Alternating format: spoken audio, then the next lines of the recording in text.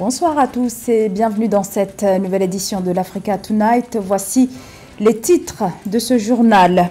4 mois de guerre, près de 4000 morts et toujours pas de trêve entre les deux généraux rivaux. Le Togo a lancé ce lundi des pourparlers de paix sur la crise soudanaise. Qui sera le candidat de la mouvance présidentielle au Sénégal en vue de l'élection présidentielle de 2024 ? Aucune officialisation pour le moment, mais des noms sont cités, dont celui de l'actuel Premier ministre Amadou Ba et son prédécesseur Mohamed Dionne. Organisation de la Coupe du monde de football 2030, le Maroc candidat, son ralliement à la candidature hispano-portugaise s'est accéléré ces derniers mois. Pour défendre sa candidature, le pays met notamment en avant la qualité de ses infrastructures. Nous ferons le point dans ce journal.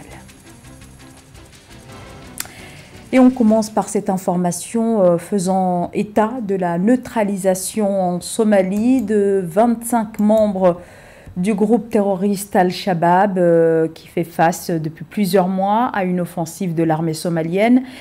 Les individus neutralisés prévoyaient, d'après les informations des autorités somaliennes, de mener une attaque contre l'aéroport Wajid dans le sud-ouest du pays. Leur neutralisation aurait été menée dans le cadre d'une opération des forces gouvernementales. L'annonce a été faite ce mardi par le gouverneur de la ville de Wajid au lendemain d'un attentat suicide perpétré à l'intérieur d'un camp militaire situé dans la capitale Mogadiscio. Au moins 25 soldats somaliens ont été tués. Al-Shabaab a aussitôt revendiqué l'attaque. Les combats se poursuivent au Soudan. Depuis le 15 avril, les raids aériens de l'armée dirigés par le général Abdel Fattah al-Burhan et les tirs d'artillerie des forces de soutien rapide du général Mohamed Hamdan Daglo ont fait près de 4000 morts. Sur place, toujours aucune piste de sortie de crise malgré les nombreuses tentatives de médiation menées notamment par l'Arabie Saoudite, les États-Unis ou encore par le bloc régional d'Afrique de l'Est. Dernier pays ayant tenté d'engager des pourparlers sur la guerre au Soudan, le Togo, qui ce lundi a organisé des consultations avec une attention particulière sur la situation au Darfour. Samantha Saberou Saboubanga.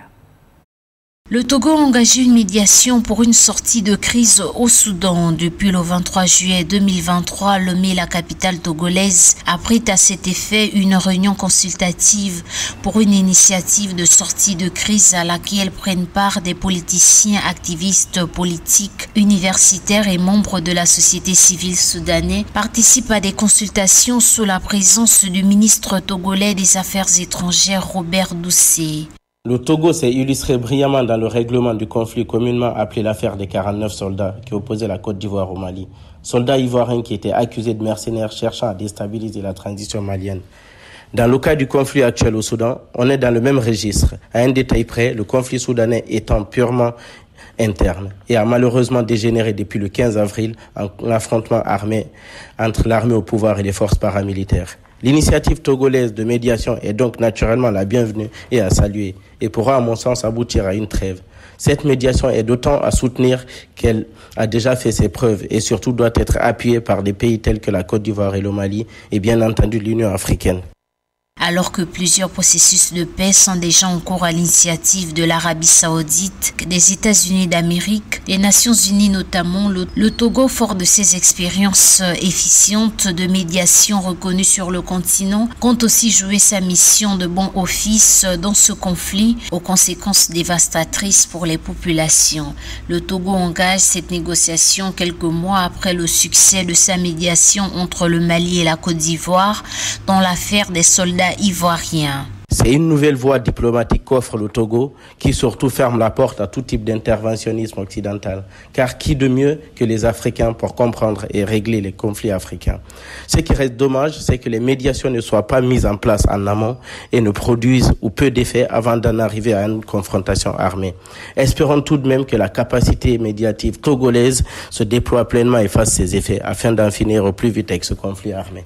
L'objectif de ces assises est de trouver un compromis entre les différents partis de la crise politique qui s'écoule au Soudan depuis plus de 4 mois entre l'armée soudanaise du général Abdel Fattah al-Burhan et les paramilitaires des forces de soutien rapide du général Mohamed Hamdan Daglo.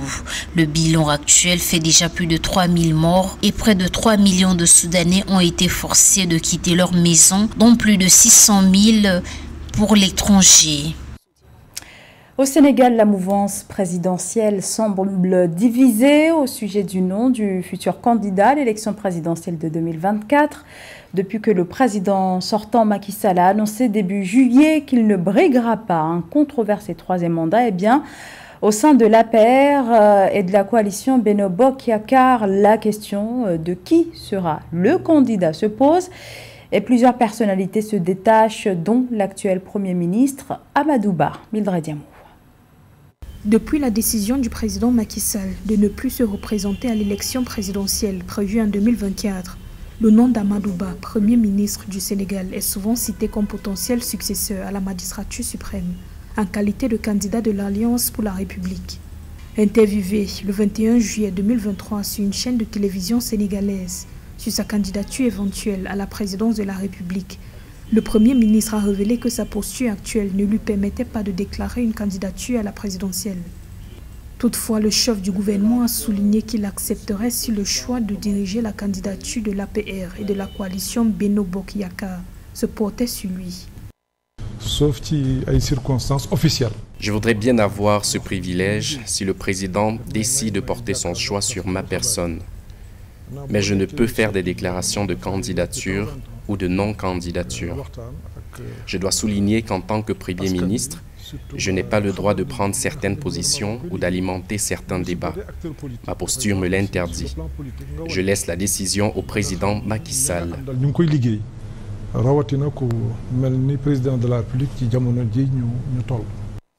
Amadou Ba est l'homme en qui le président Macky Sall a mis sa confiance pour implémenter le plan Sénégal émergent, qui vise un Sénégal émergent en 2035, avec une société solidaire dans un état de droit. Ce chantier phare du chef d'État, dont le plan d'action prioritaire PAP3 sera élaboré sur la période 2024-2028, a pour objectif de parvenir à un taux de croissance annuel dépassant les 7%.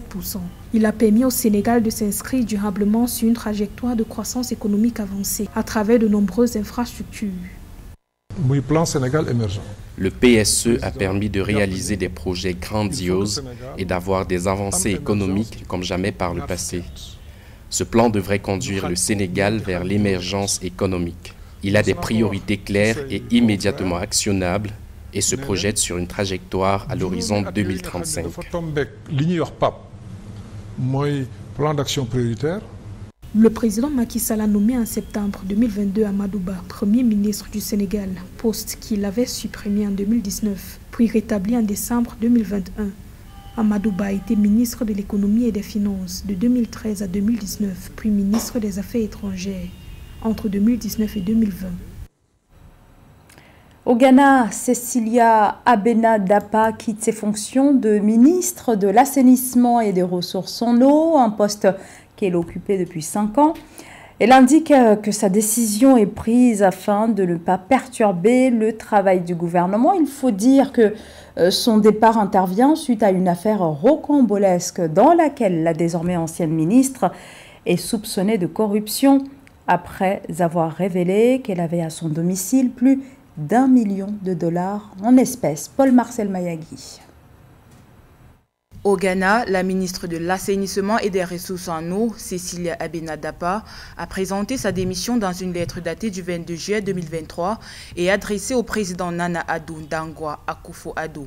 Cette décision fait suite à des informations relayées par les médias locaux mêlant l'ancienne membre du gouvernement à une controverse relative à un vol d'énormes sommes d'argent en devises locales et étrangères par 2 anciennes femmes de ménage dans sa résidence privée d'Accra en 2022. Je vous écris pour vous informer que je souhaite démissionner de mon poste de ministre de l'Assainissement et des Ressources en eau. Je démissionne donc parce que je ne veux pas que cette question devienne une préoccupation du gouvernement et un obstacle au travail du gouvernement à un moment aussi crucial. J'ai l'intention de coopérer pleinement avec toutes les agences de l'État pour leur permettre d'établir pleinement les faits.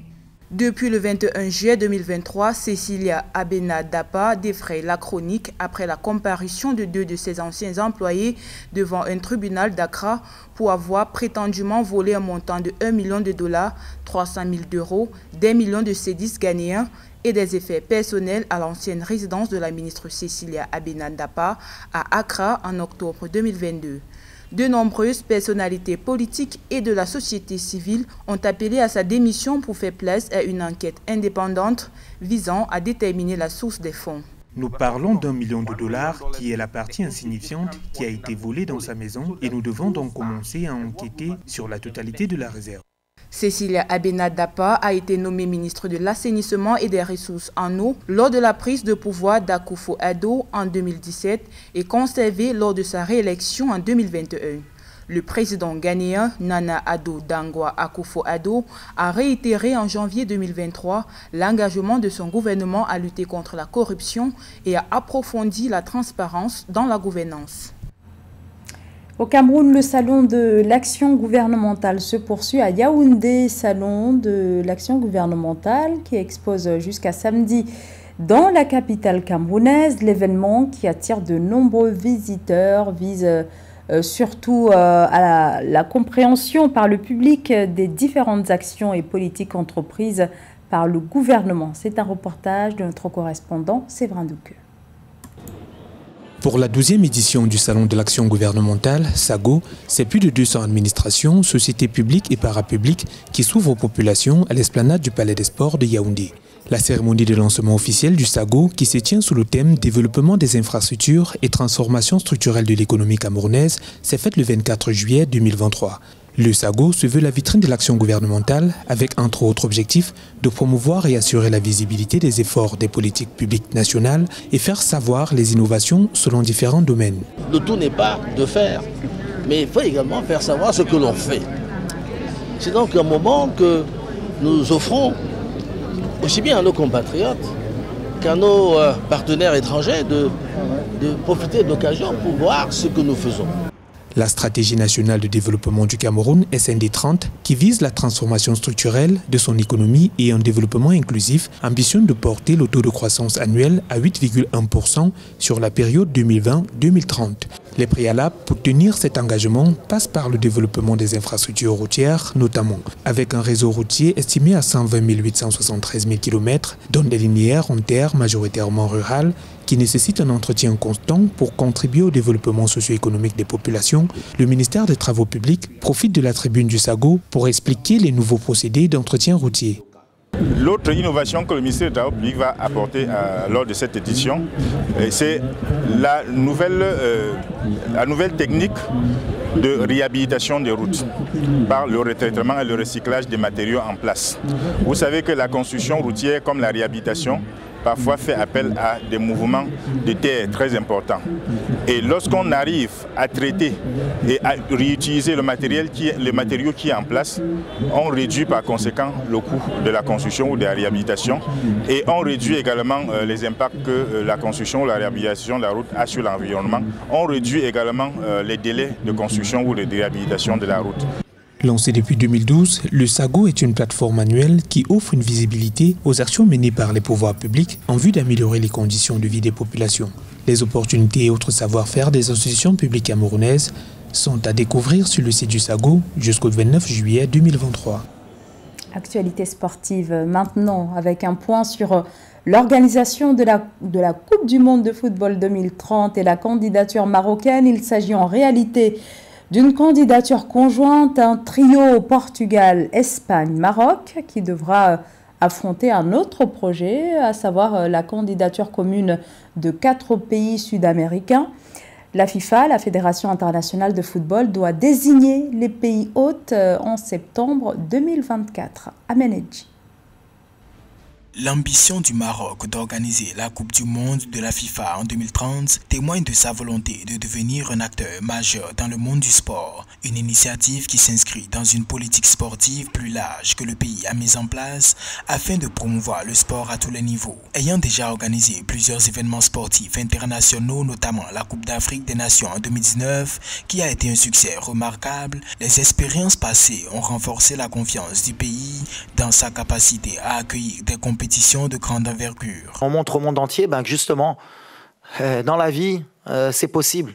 Tu peux avoir moins de talent, tu peux avoir moins de qualité, tu peux avoir moins d'argent, mais si tu as envie, si tu travailles, si tu te bats, si tu crois, eh ben, tu peux. Et je pense que voilà, aujourd'hui, les mecs ils sont en train de montrer. Et comme j'ai dit, attention, c'est pas un miracle, c'est du travail. Aujourd'hui, l'Afrique travaille, le monde arabe travaille, donc je suis content. Sous le règne de Sa Majesté le roi Mohamed VI, le sport repose sur des chantiers et de grands projets de développement et reste l'un des piliers de la politique économique et sociale du Maroc. En investissant dans le développement des infrastructures sportives et en encourageant la pratique sportive dès le plus jeune âge, le royaume cherche à favoriser l'épanouissement personnel des individus et à créer une société plus saine et plus active. C'est un honneur pour le football, pour la famille du football.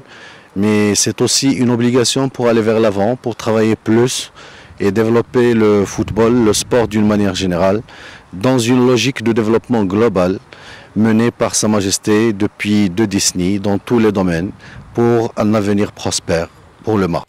Le triomphe du Maroc à l'Afro-CAN 2023 le 16 juillet lui a également permis de se positionner comme une nation majeure dans le basketball africain. Il a valu aux joueurs marocains une reconnaissance internationale et de nouvelles opportunités sur la scène sportive mondiale. En 2022, le budget du ministère marocain de la jeunesse et des sports s'élevait à 180 millions d'euros avec une partie consacrée à la diplomatie sportive. C'est la fin de ce journal. Merci de votre fidélité. L'information continue sur Africa 24.